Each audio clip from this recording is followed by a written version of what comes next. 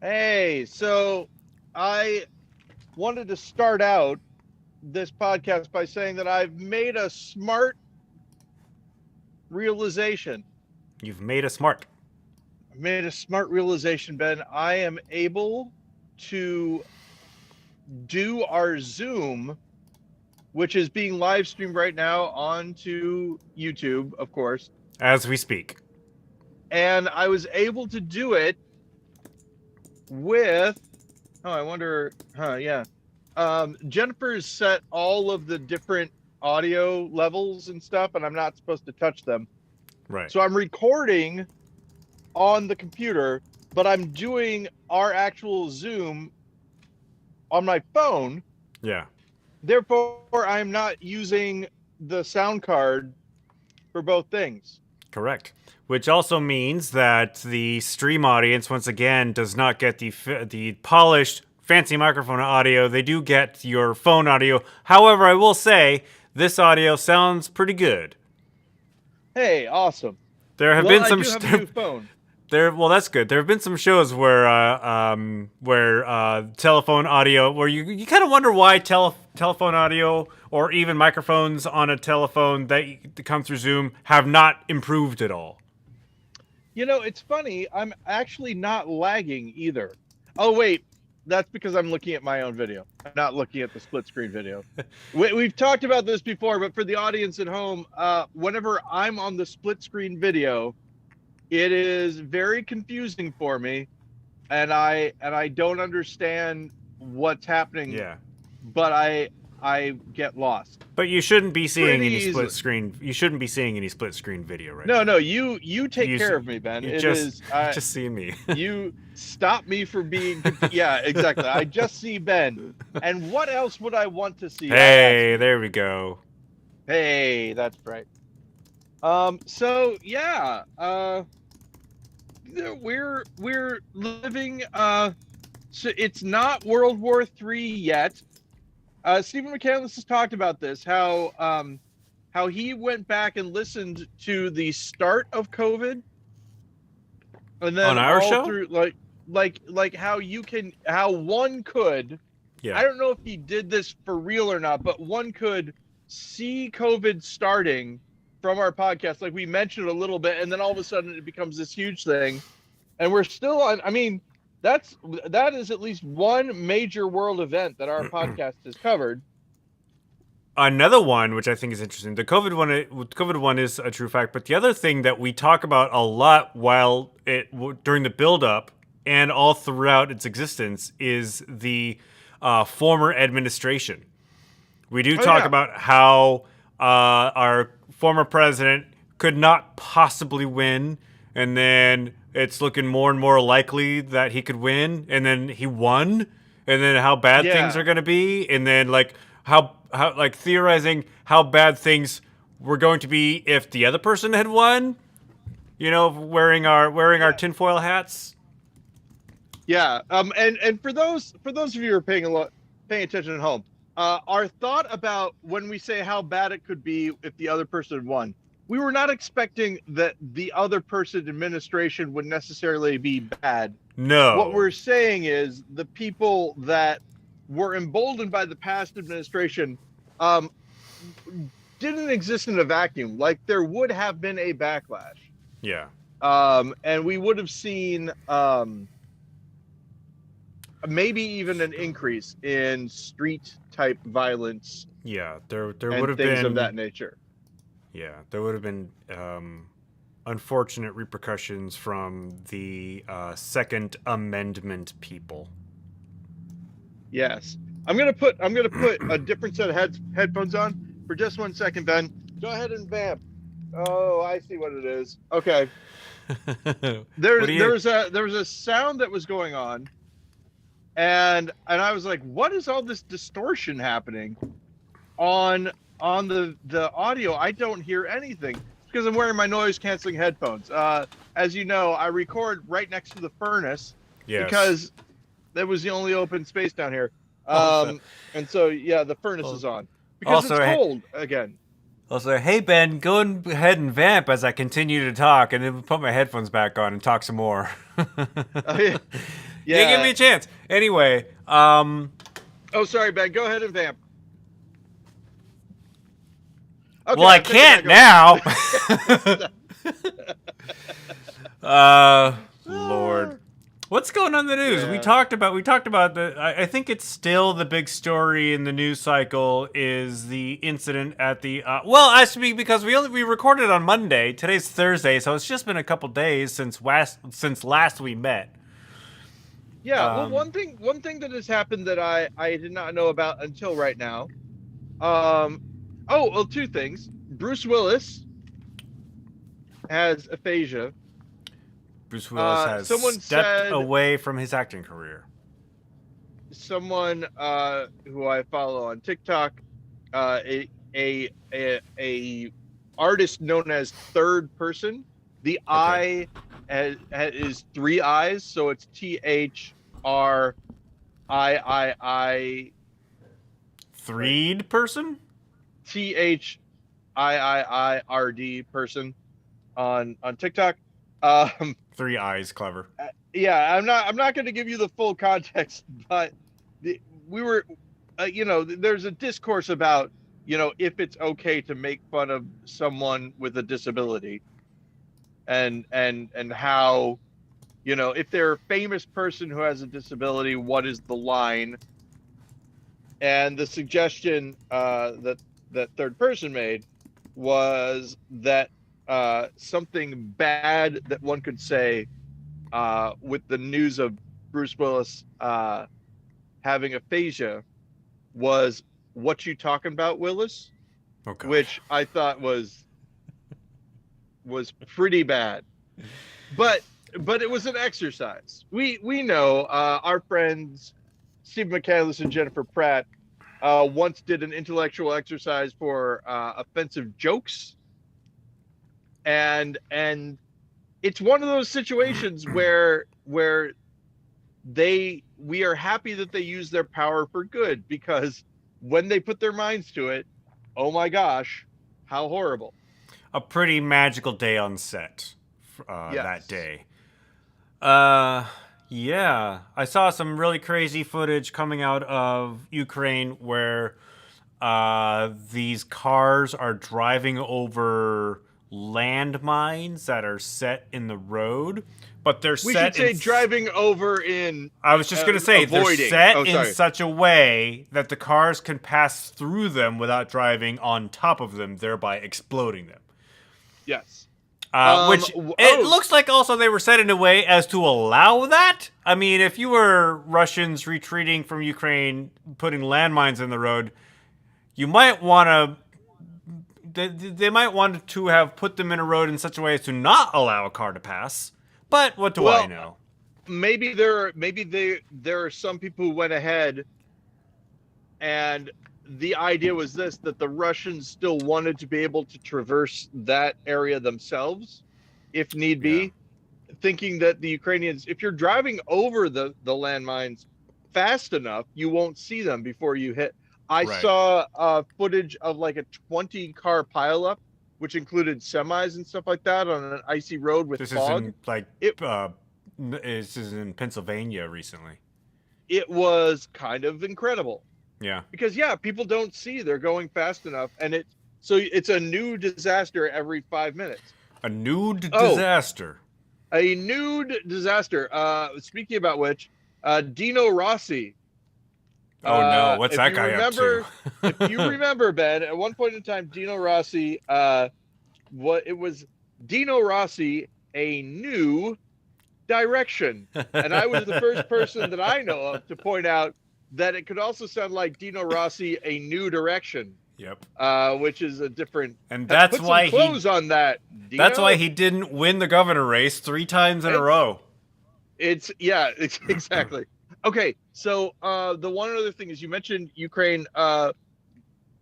I was just informed by Jennifer Pratt, and I looked a little bit into this, that Russia has occupied an area that Japan normally considers its territory.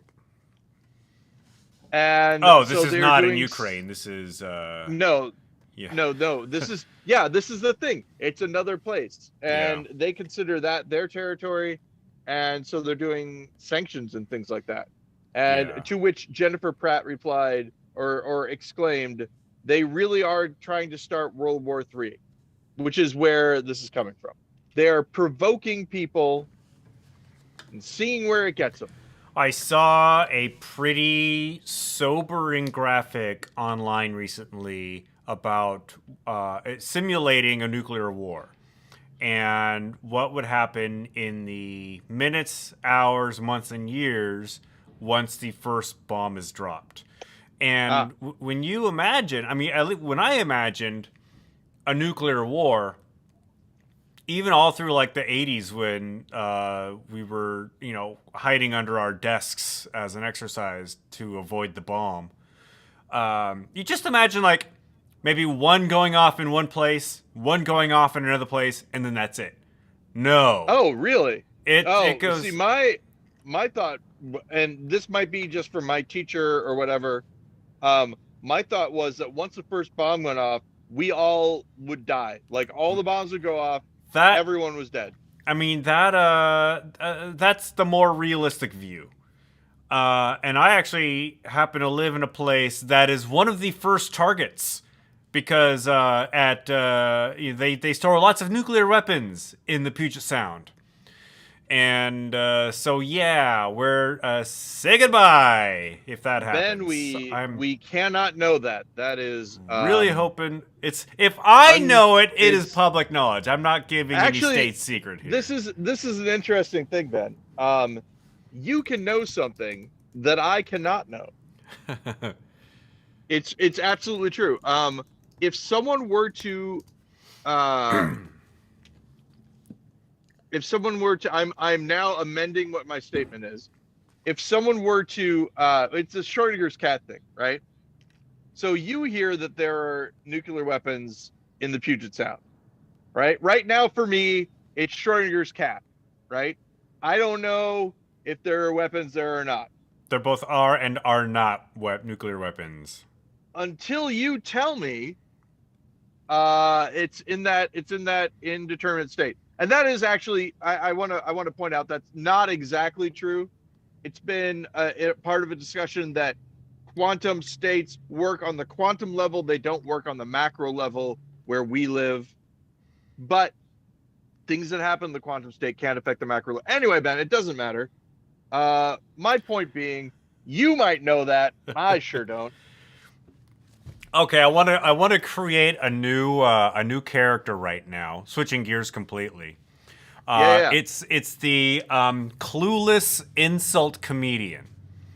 Yeah. I'm gonna do a bit from the clueless insult comedian right now. Here we go. Ready? Ben, ladies and gentlemen, pause for a moment. This is the part of the podcast that you should clip out for a highlight reel. If anyone wants to know what the GudeLaurance podcast is all about, this is it. This is the most important thing that's going to happen on this podcast today. It's Ben Lawrence debuting his new character, the clueless insult comedian. Take it away, Ben. All right, here we go. Hey, Paul. 1977 called. They want their T-shirt back.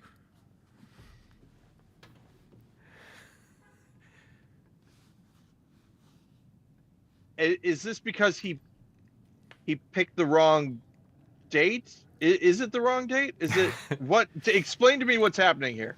Because that's a cool shirt, and it's probably not from 1977. Yes. Okay. All right. Yeah. It is not from 1977. In fact, you probably bought it at Target a week ago. It just looks like it's supposed to be from the. And look, sleeveless, from man. 40 years ago. Sleeveless. Oh, piece. now you've ruined it. Who cuts the Here's sleeves the off thing. of a ringer? Someone who had a gigantic hole in the armpit of their T-shirt and was like, "All right, whatever." Here's something, Ben. I've started cutting the sleeves off of all of my shirts as they start to degrade, and I have a whole bunch of what people call what are those shirts that what's the non-offensive term for those shirts? Uh, Just tank tops, tank top, yeah, undershirt. tank tops. I've been wearing a lot of tank tops lately because not having armpits means that when you are in meetings for a really long time, you don't get sweaty armpit. You just off gas and it's fine. I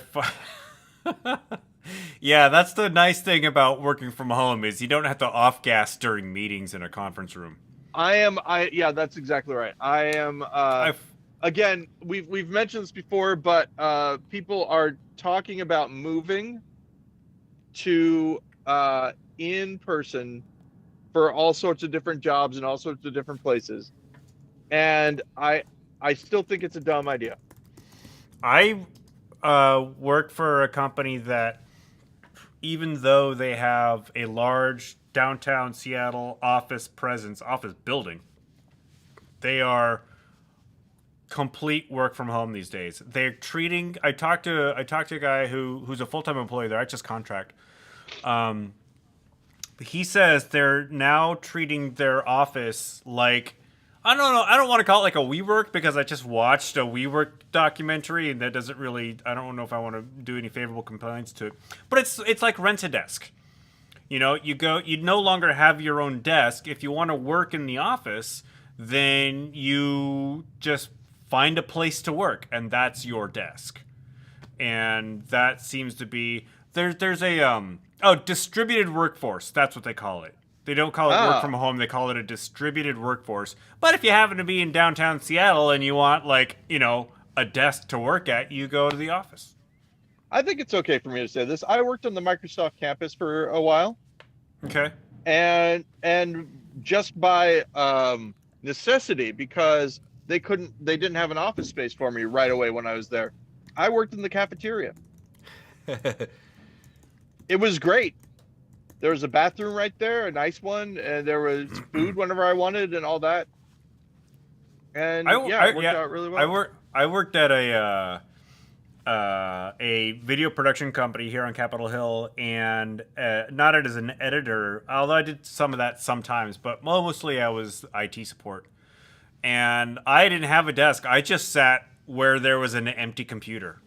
I mean, I knew the passwords to everything, and so, but sometimes sometimes I worked in the server room. On really hot summer Yeah. days, I worked in the server room because Oh that's man. where the air conditioner was. And sometimes I worked at the common table in the break room. So one thing I will say, and I don't know if you've experienced this, but at least when I worked at Microsoft, and we've probably talked about this on the podcast before, because it really made me mad, Ben. I was a contractor. I wasn't, or a temp, whatever. I wasn't actually Microsoft. Didn't actually work for them. And I worked somewhere where there was food that they would put out, and they would put the food out for the employees. But being a temp guy, I didn't know, and I just would eat the food. And I did that for a while. And eventually, they said, "Hey, you can't eat the food. You don't actually work as an employee." And I was like, "Oh, okay, sorry." And I stopped doing it. But here's the thing: no one else really ate the food. There were a couple of people, but not many. And I think that food got thrown out, and that's crazy to me. The Because amount of food waste in this country is just insane making. the people who work, at least in the position that I did, we could have made sure that food was taken care of. We could Yeah. have stuffed my pockets full of bagels if I have to, whatever. I actually did that when I didn't put bagels in my pockets, but when I was a temp at the business next at Vulcan, I don't care anymore. It's been 20 years. When I was a temp at Vulcan, I would often take leftovers, like meeting food leftovers that were left in the main kitchen, shove them into Ziploc bags and take them home. And that was my dinner that night. Yeah, yeah. Nobody That's told me kind of I the couldn't. same. It was a different I It didn't was a use. different. Yeah, I think it was a different culture because nobody, even though it was a temp, nobody told me I couldn't. In fact, I was Yeah, encouraged to, just so they wouldn't have to throw it away. In fact, yeah, and that's smart. all the ladies I worked with, and I was the only guy in my department. All the ladies were like, "Oh, you're gonna gain 10 pounds working here." I'm like, "Bring it on, man! I'm hungry." Yeah, exactly. I would. Do you know how much I weigh right now? It's fine. It's fine. Yeah. At one point in time, Ben, and I'm not gonna say where or who or whatever, but I'm gonna tell you about the cattiest thing I ever did. The cattiest thing you ever did. The cattiest thing I ever did, and I'm paying for it now. But here we go. So there's a type of Midwest. People talk about Midwest nice. There's a type of Midwest interaction that I was taught by my parents. I know how to recognize it. I listen to the words that the people say, and so on and so forth. So I was working in an office, and one of the people in the office said, "Hey, I've noticed that you don't always dress appropriately for the office. And I know that maybe you don't have a lot of clothes. I have some clothes that I was going to give to Goodwill, but I've brought them in for you." Which is one of those things where it's kind of nice, but also not very nice. And this person I know was sort of self-conscious about, they were a workout guy. They were, they did a lot of like competitive, like the Biggest Loser was popular during that time. They did a lot of that stuff. So I knew that they were self-conscious about their body. And for whatever reason, because I got offended at the, manner in which this was gifted to me, brought up to me, I looked at the clothes and I said, all of these clothes are too big for me. I wouldn't be able to wear them. But I really appreciate it. Yeah. You should probably take them to Goodwill. Now that it was not untrue what I had said, but I could have just said they wouldn't fit me. I said instead they were too big for me. I felt really bad about it. Jennifer thought that it was funny that I felt bad about, like I thought that this was some really evil thing that I said, but it is Midwest evil. Anyway, now all those clothes would fit me, is what I'm saying. I have gained, from the time that you knew me, 2014 to now, I've gained all my weight back. And then well, sorry, go ahead. Since we're no longer performing together, we no longer have to look the same in the pig janitor outfits. Right. That was, and this is the thing for people not knowing. Ben and I are about the same height, right? I'm 5'9". How tall are you? 5'9", 5'10". Yeah, exactly. I'm 5'9" and 1/4, I think. So we were about the same size. Yeah. But I was bigger than Ben, and we wanted to do this thing, which we didn't really go full on Houdini with it, but we wanted to do this thing where you couldn't tell when we were in these costumes which of us was which, and I think we achieved it. But it ended, I needed to lose probably about 40 pounds to get to the same weight that you were. I don't remember something like that much. But we did it though, and it worked out pretty well. Yeah, I mean, it's funny too because when I watched clips from us, the original Pig Janitor outing in the Open Circle theater production, the name of which I cannot say on the show. Oh, it's booped. When I see clips of us man, from that, did you see that? When I made that noise, Edward really like boop. You see his ears go? Yeah. Okay, sorry, go ahead. I actually could not tell us apart aside from our mannerisms. You and I move differently when we are the pig janitors. Other than that, I really, physically, there's no discernible difference. The clothes are so, like, the jumpsuits were baggy enough that you couldn't really see any substantive difference. Yeah, and I think if we were doing more stuff now, we could come up with I really think the costuming is one thing that we could have explored more. Yeah. And if we do more stuff, maybe that's a possibility. Um, we are getting older, of course. Where I don't want to wear the yak fur. Come on, put on the yak fur. It's a possibility. But Just two yeah, old so men complaining about the costumes they have to wear. That's the bit. yeah, I'm the old one. What? I'm the great old one, the Dread Lord Cthulhu. Look at me. Why do you have a hat? I thought it'd be nice. It's funny. It's funny. He's got a hat on. Oh, now he's got two. Haha. Oh, yeah. You never saw any of my old Mister Two Hats thing. But that was fun too. Yeah, a lot of stuff, Ben. A lot of stuff going on. You and me. We had a good, I think, a good space to try stuff out. This is something that I think about this all the time, that George Burns said with the death of vaudeville, there's no place for someone to go to be lousy. Yeah. And his point being that before you got on TV or radio or whatever, you had to try some stuff out. And our career was trying stuff out. Like, we didn't really have a comfortable act, we thought anyway, until it's time to do Sketchfest. And then you had all of our stuff written down. You're like, this worked, this didn't work, this worked. And so we put together a good show. We did that. So, yeah, after like every 5 years, we'd have a good like 15-minute set. That's right. That's right. That's awesome. Yeah, we did that twice. We did once for Sketchfest and once right before you left at Bumbershoot. I think our Bumbershoot show, I think, was one of the best shows we ever did.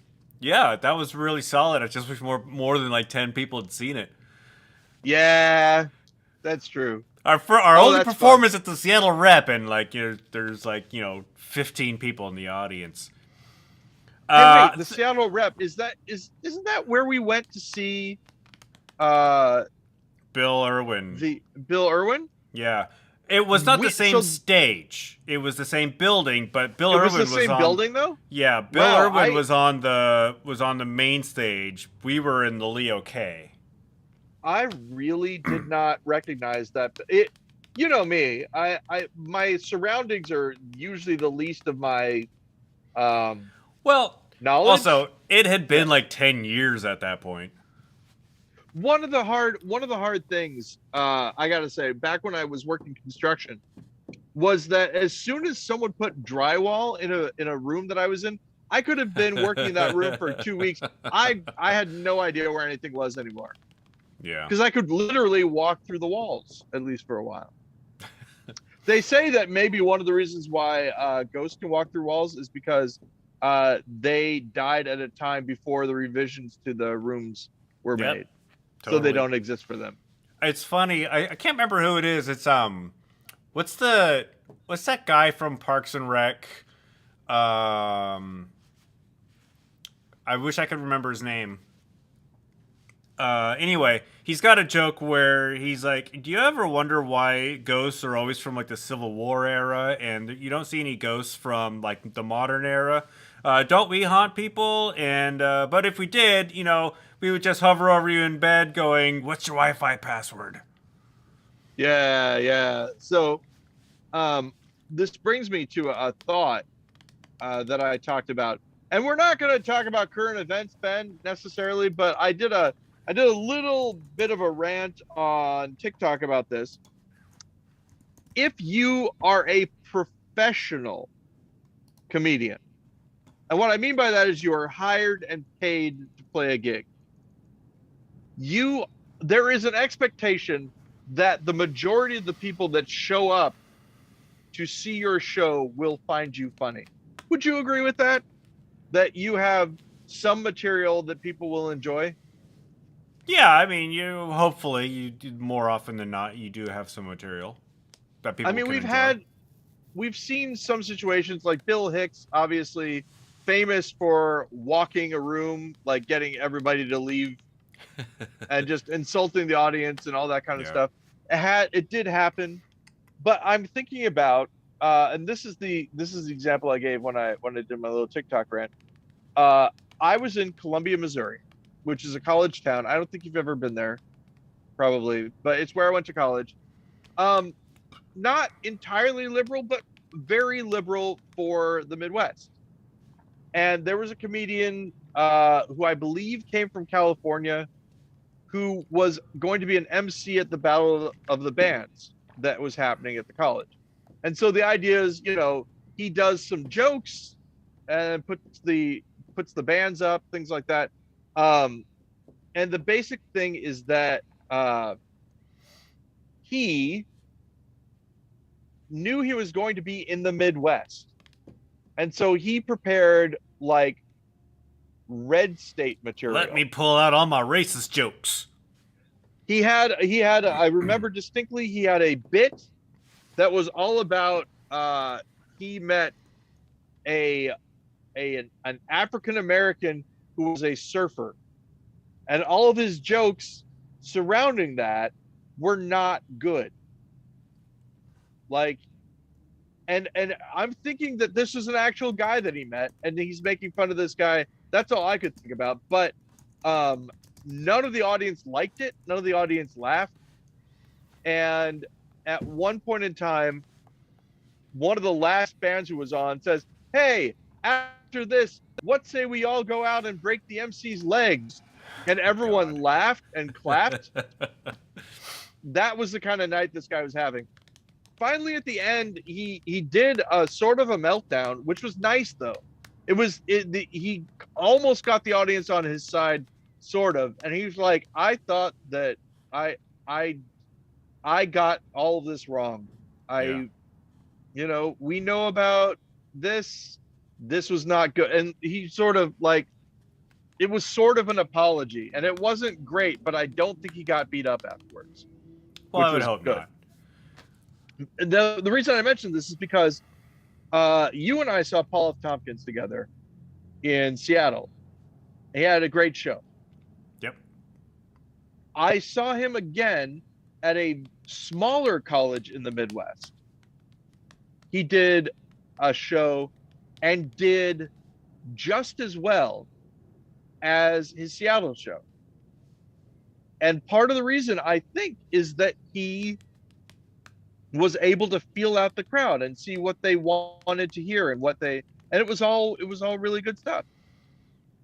So that, I think, is the mark between a good professional comedian and someone who's getting paid to tell jokes who isn't necessarily a professional. Right. And when you go into a location where you are obviously the fish out of water and you have a preconceived notion of what that location is like, chances are you're going to get it completely wrong. It's funny that you mentioned the stand-up comedians, because as far as like performers and missing vaudeville and Place to Be Lousy, stand-up, I think, is the only other art form that has that ability to be lousy built into the system. Because you have your open mic nights. You have your open mic nights for stand-up. You don't have anything like that for sketch or for performance art or for whatever else is out, or for music. Music has it. Open mic night for music is a thing. Great. Then but as for other things, those are the only two, whereas every single discipline had it in the days of vaudeville. That's kind of what we miss about having spaces like here at Annex or anywhere that had late night stuff. Theater Schmeater, Stay Up Late Show, all the other late night shows that had, that had that expectation of people are coming here and they're trying stuff for the first time. It might not work. And you know what? Do you remember? The worse it is, the more memorable it may be. That's right. Jesus and the Devil. Jesus and the Devil. Father and After Son 20 years, we're still talking. That was Inkblot. Same thing. Inkblot, right? exactly. The things that went wrong are the things that you remember. Very true. Although there are good things that I remember too. Bruce Hall's talk show. Yeah. It was a brief, shining little thing that worked out really well. I thought it was nice. Well, also Bruce Hall is Tony Clifton. Do you remember that? Oh, jeez. Oh, yeah. That kind of Yeah. falls into this into like both categories at the same time. And and also good things though. Reggie Watts, when Reggie Watts would come in, you'd remember that. Yeah. Ivory Smith, when she did her Bubbles song, I still remember that. I downloaded that song from her website after hearing it from her on stage. Yeah. Yeah, good stuff. Paul Bugritis' stuff. Right? Orange Project. Orange Project and Jennifer Pratt's Lemon Project, which I thought was great. It was one of the things that, I mean, we weren't even dating at that time, and I was just like, okay, that one's got something. Just taking the piss out of Paul. Yeah, exactly. Paul Bugritis, everyone, just to make sure. Not Paul F. Tompkins. Oh, speaking about taking the piss out of Paul, this is a thing that I heard. So I gotta go to the bathroom. I'm a game master for TTRPGs, Dungeons and Dragons, 5th edition. I have some things I'm running with that. I have a whole bunch of other games, but not a lot of people want to play them, which is too bad. But one of the things that I do is I play an in-person game here in Edwardsville, where I live. Yeah. And we play at this guy Tyler's house, and Tyler has a really nice setup. It's it's everything you dream of for TTRPGs. You have a table, a really nice table, seats for the people. That's really all that you need, right? You don't get that everywhere. You get it really is true. It's hard to find sometimes a table that doesn't have stuff all over it, and room and chairs for everybody. I know it sounds weird, but Ben, you and I, we're on the lower side of the economic ladder when it comes to gaming. Like, if you wanted to host a game at your house, would you be able to do it? I would not Probably be able not, to do it right? without doing some serious able to- moving stuff around. Exactly. I would have to clean stuff. I would have to move stuff around. We have a kitchen island that's really nice. We don't have a dining room table. I would have to buy a table, exactly. or use my bed as the table. So, and this is one of the things that I talk about sometimes whenever there are children's toys that are advertised on TV, and they look really fun and all that, especially the larger ones. I'm like, okay. I would stop and I'd show Betty. I'd say, all right, look at the room that they're in. They are in a room dedicated to that toy. And part of the fun is that they're able to walk around it and do all this kind of stuff. It wasn't me trying to get her to not want a toy that I didn't want to buy, possibly, but it's still true. Anyway, here's the point. Tyler, great place to play TTRPGs. Also, nice bathroom. And this is important. A bathroom that everyone is allowed to use, all that sort of thing. There was a bad take that I saw on TikTok today, and today is March 31st, 2022, so it was not an April Fool's joke. I thought maybe that it was, that he was getting in on early, but apparently not, where he's like, I put tokens in the bathroom, and anytime that someone uses the bathroom, they have to take a token.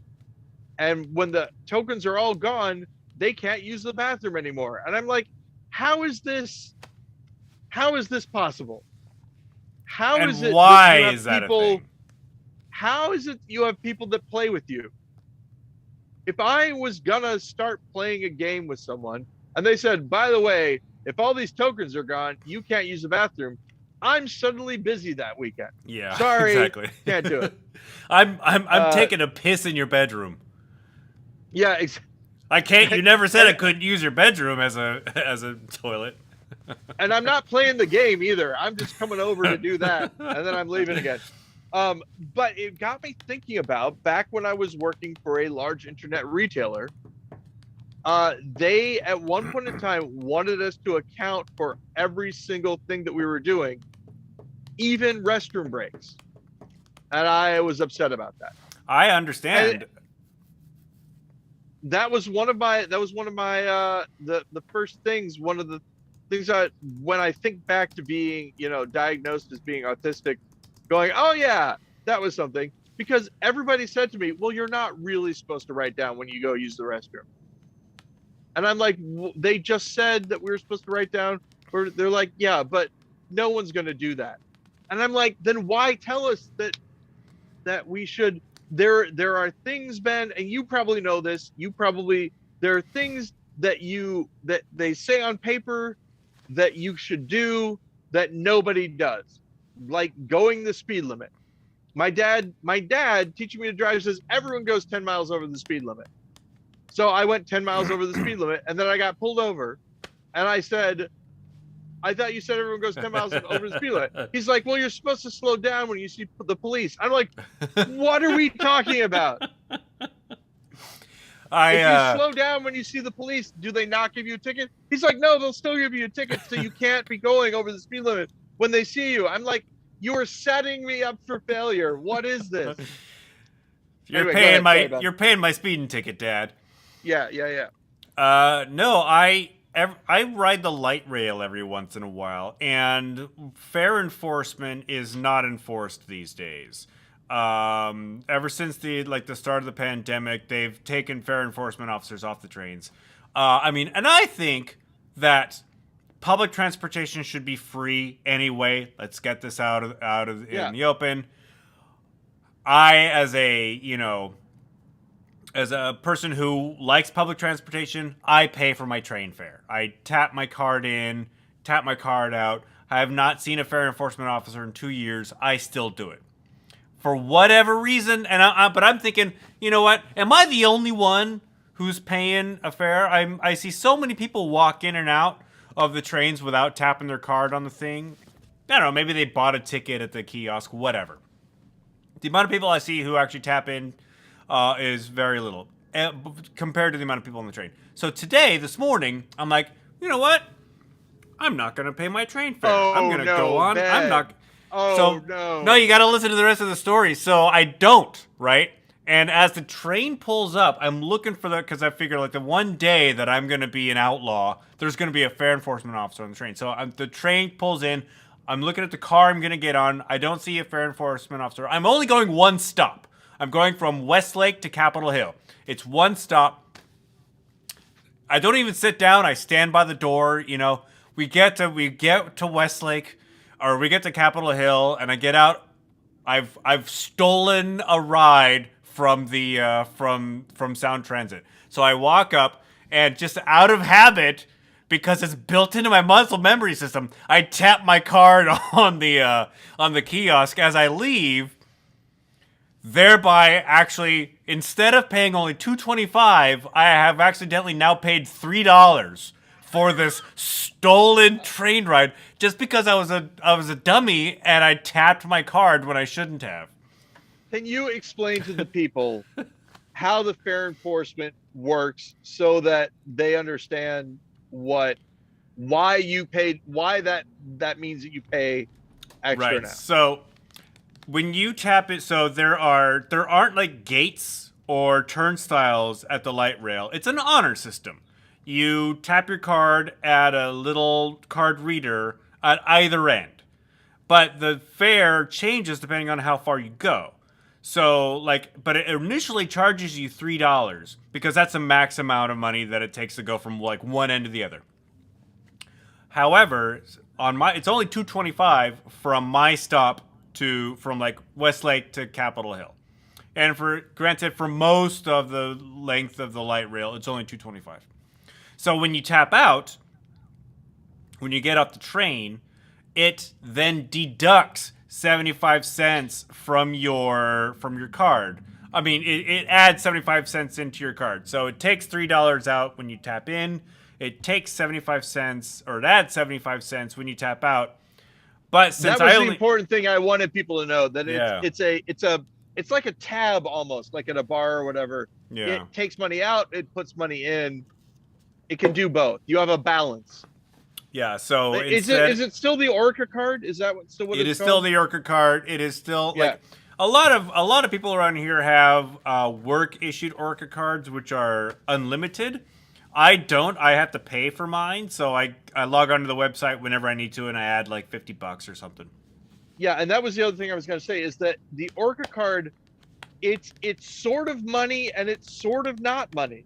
It's kind of a weird in between state. You can transfer money to an Orca card, Yeah, and the money becomes Orca card money, but it's like Orca a card money is weird yeah, it's like a a little it's bit. a single use or yeah, single point of sale debit card. You can only use it at one place, and that's on Yep. the Metro system. Although I do hear that they are rolling out a system where you can use an e-wallet, not an e-wallet, but like use your phone, or Yeah. like if you have like a fancy watch or something, you can use that to tap in and tap out. I think that'll be fantastic if that comes around. Yeah, as long as it works. Yeah, as Yeah, long as it the works. Orca card app, probably you can use the card or you can use the thing, but you'll have Yeah. a balance tied to your phone. Yeah, Well, I mean, nice. and I would actually rather, like, instead of monitoring how much money is on my card, I would rather it just deduct money from my checking account. That Well, way I don't I have to think think about we might have talked about this, Ben, but have I talked to you already about how we get rid of money? it. Probably, but I don't recall what your Okay. process is. So we're trying to do universal basic income. Nobody likes it. Nobody likes Yeah. universal basic. When I say nobody likes it, I mean the people in charge of stuff. So my idea is this, that we slowly go to a subscription-based economy. We don't have money anymore, right? You already know that you've got your Disney Plus and your Hulu Plus and all that. All that comes out. So the idea is this. You come to work for me, Ben, and I'm going to give you Disney Plus and Hulu Plus and all that. I will pay for those subscriptions. No money will leave your account. You'll just have that. Yeah. I'm also gonna get you a subscription to HelloFresh, and that's where all your food's gonna come from. And I'm gonna get you a subscription for housing. I'm gonna get you a work life account. That's what I'm coming out. Work life account. It's an apartment that your job pays. Your job pays for everything. And if you are unable to don't- come into work for a couple days, there goes your HelloFresh meal for that week. Well, and that's the thing, right? That it's both good and bad. And the idea is this, that there is a lowest tier subscription that is your basic American subscription. That's what I'm calling it. Where there's government housing, government food, government. So you have that stuff that you can use whenever you want. And you can use it even if even if your employer gives you better subscriptions, right? But you always have these basic subscriptions, and that's how we get rid of money. It's still capitalism. Is that also how we get rid of the homeless population? Exactly, because people still hate it. I mean, there's no way to. Yeah, that's how we get rid of the housing crisis problem, not how we get rid of the homeless population. People want to get rid of the I know homeless it population. sounds yeah. The way I said it makes it sound devious. But in a way, yes. If everybody has a place to stay, then there is no homeless population. Yeah. But man, Ben, I gotta say, and this is the reason that I was thinking about it was exactly the same thing. I also pay for, back when I was living in Seattle, I would pay for the rides even if they weren't there. Yeah. For the same reason. I am paying as part of, to make this system work. And the key to not being a bitter jerk is to say, I do not care what everybody else is doing. Everybody else could still be, like everybody else could not have a job and just steal rides from all the people and have fun playing their bucket on the street and living off of busking donations and things like that, and they're not paying into the public transportation system they use. As long as you get to the point where you're like, I would still be paying for this no matter what, whatever they're doing does not affect me. I'm living, I'm living to a code that I have agreed to do because I think of myself as a person who does these things, whatever. You're fine. It's, I was working at the stadium, Husky Stadium, pulling wire, and there was a guy who was, and first of all, here's something. If you've never seen Seattle from a Husky Stadium that you're working at that doesn't have a wall, there's no wall there. You're just looking from the third floor of this building out into the university city or whatever. It's amazing. And it's like, I'm getting paid to do this. Sure, I have to pull wire, but this is an amazing view. This is really cool. And there's a guy that I was working with who was like, look at all those cars. Don't those people have jobs? What are they doing? And he was really mad. Where were these cars? Where were these cars parked? Were they just on the freeway? They were on the freeway. He was seeing, why are people traveling right now? Why aren't they at their jobs? And I'm like, some people have jobs where they travel back and forth. Maybe these people are going to work or coming home from work. Maybe they work nights. Maybe they're all retired. Maybe, and that my point was that it doesn't matter what they're doing. Yeah. In the long run, it doesn't matter what they're doing. Well, that's the problem that we run into when people float things like the government paying off student loans and free college. People are like, well, I had to pay for my college. And you and I have talked about this, right? I had to pay for my college. I had to pay off student loans, and I'm fine with no one ever having to do that ever again. Yeah. I am 100% where I'm at right now. More power to you. That's fine. Now, if the person who doesn't pay off student loans makes fun of like my haircut or calls me a bad name or whatever, then I get mad. I'm like, okay, now I don't like you. Why do you get cool stuff?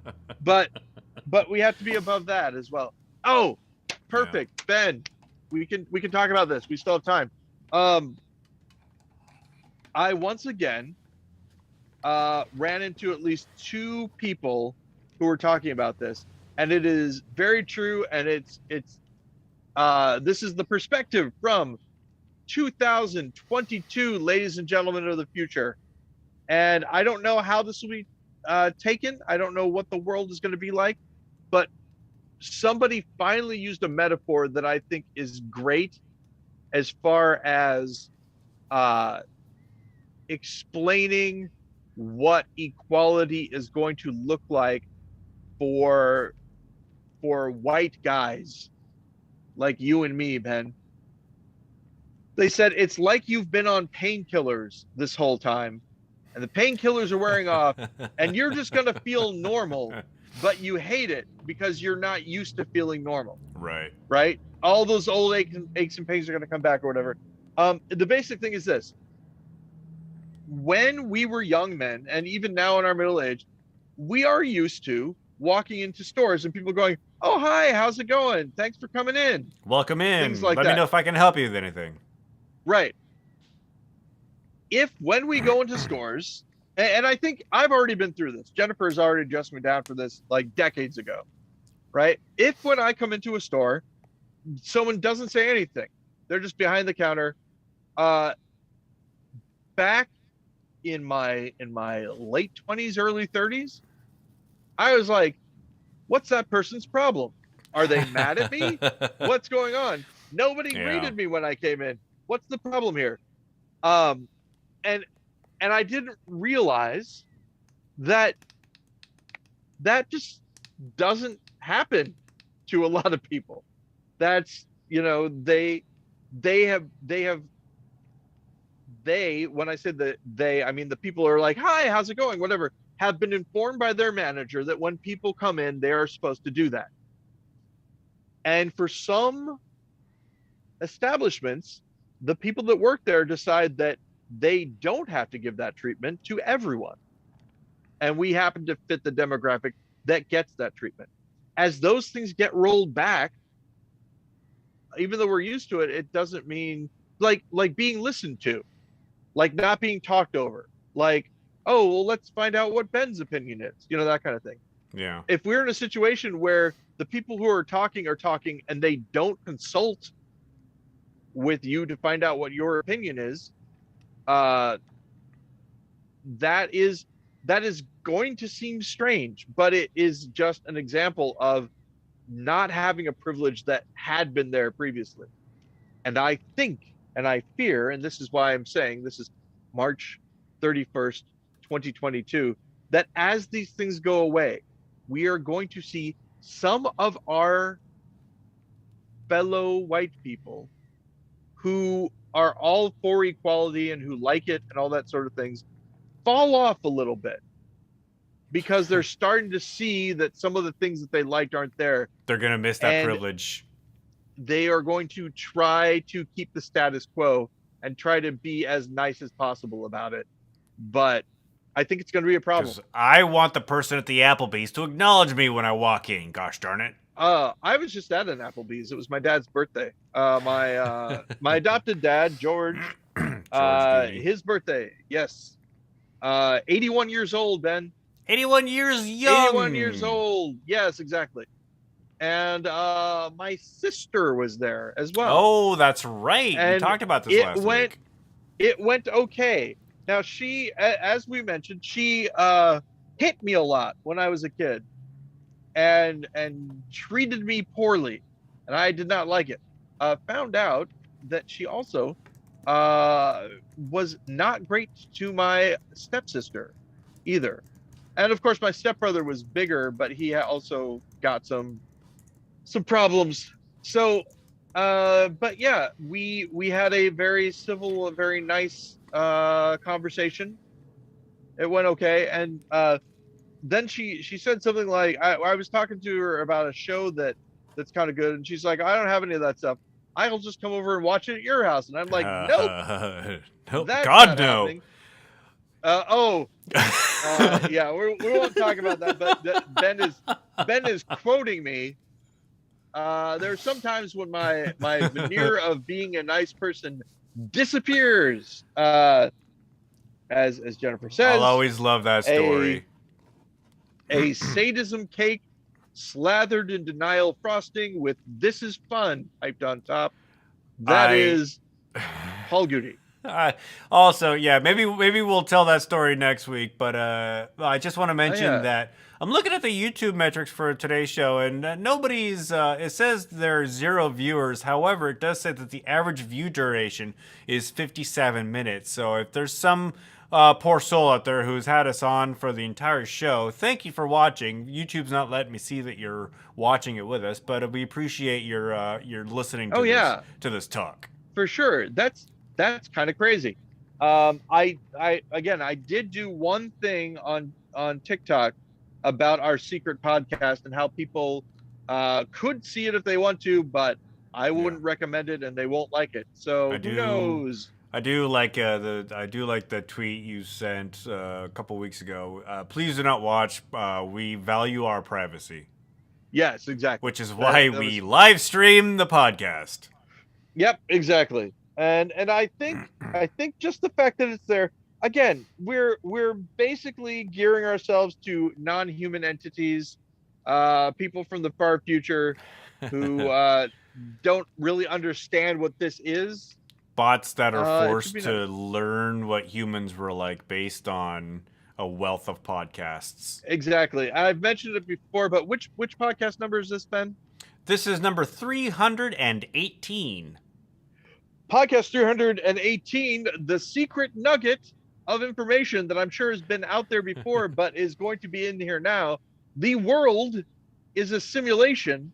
The simulation is built upon information found only in this podcast, which is why I am one of the main characters and Ben is one of the main characters. If you are experiencing life as either me or Ben, that is because The most information that the program has is this podcast. I don't know if I'd watch that movie. I'd buy that for $1. Hey, Hey! speaking of which, I was thinking about this. I buy that for $1. I feel as though if I were to watch it now, that clip, is it a short clip? Is that just a short clip that people are watching? Did they anticipate what humor in the future would look like?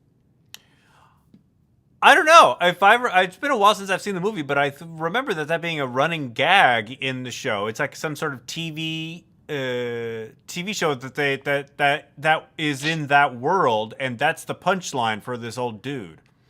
So it's a punchline for the old dude, and then you see other people saying it. Yeah, like they're quoting the thing, which I think is great. Much like people were quoting "Where's the beef" 30 years ago. Yep. Oh man, did you ever see the full movie that the guy who directed Where's the Beef did? No. It's crazy. And it's funny because in his style, you can totally see that Where's the Beef, like it is a movie in the style of that commercial. Of those Wendy's commercials? Yeah. It's kind of amazing. I'll try to send you a link. Send me a link. I'm interested to see it. But if it doesn't exist on any streaming platform, it's dead to me. Yes, understood, Ben. And hey, speaking about being dead to you, I will be vanishing from your existence from now until the next time we talk. And between now and then, please, Ben, keep it wrong. I'll try to keep it wrong, and I'll try to maintain my sense of object permanence and not believe that you are dead for the entire week. And I'll talk to you later, Paul.